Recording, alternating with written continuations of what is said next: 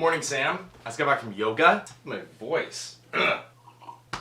We were doing warrior poses today. I don't know if you're familiar. So like, oh, you can't see that at all. This one here, and then this one here, and then how did you do the third one? So yeah, lots of balancing stuff. What a crazy start to a semester. Denison posted the number of COVID cases we were getting, and like last Tuesday, there were 53 new cases. We only have 2,600 students that go to this school. And then on top of that, we had like a freaking snowstorm last week. I was gonna go into Columbus to meet somebody for coffee at like 9:30 a.m. From here, Columbus is like, I don't know, 30-minute drive. We had a snowstorm last week. Well, not quite.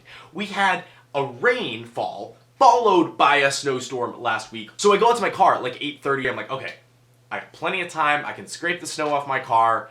No problem. I wipe the snow off my car only to discover a centimeter of ice has covered every single surface of the car. Centimeter of ice. I turn my car on, I blast the heat to try to like melt this thing from the outside and then try to scrape it off with the broken ass scraper that I have. The scraper breaks again, just the little plastic blade, and I'm like trying to get this stuff off. Finally. It's like 8:55, I get all the snow and ice off of my car. Great.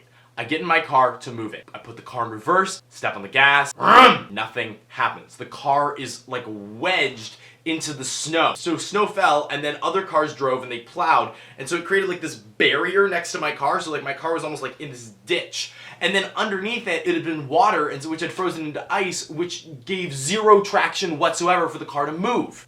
So here I am, stuck with a car that is not moving whatsoever. Finally, I'm like, okay, I'm gonna call campus safety, see if they can give me a hand. They say they have shovels, but I have to go get them. I walk all the way across. If you live at Denison, you know it's not a close walk. It's probably a 10-minute walk, which when you're in a time crunch like I'm in, you can't really afford 10 minutes. So I'm going on a 10-minute walk to try and get a snow shovel. I have to leave my ID with them. I get a freaking shovel. I'm back there trying to shovel it out.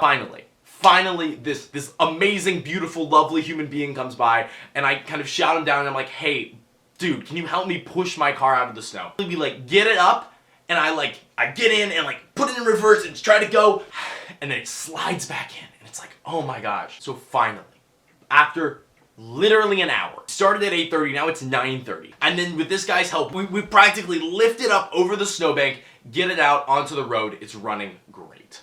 I drive into town, and of course I get a text that's like, hey, sorry, I can't make it, it's too late. Which, like, I get. I understand. This is 100% my fault. Now, if I were a smarter man, I would have looked at that car in that situation and gone, this isn't worth it. This is just, you should just call it off from the jump. Go, hey, my car is buried under a glacier. I can't get this thing out. As you might know, I am not that rational man. I drove into town. I got my coffee from the place. Didn't meet up with the person I was supposed to meet up with. I got an oil change, which was great. My car desperately needed an oil change. So I thought, hey, well, I wonder what my parents are up to. I stopped by their house and they were having a birthday party for my step-grandfather. Totally impromptu, was at the birthday party, had lovely conversation, played some fun games, interacted with my family, got to see my grandmas. It was great. So maybe in that sense, the persistence did pay off. I'm editing this video, Sam, and I realized that that's the point where I just stopped filming. I hope that you're feeling better. I can't wait to see you again. It's been way too long. I love you and I missed you.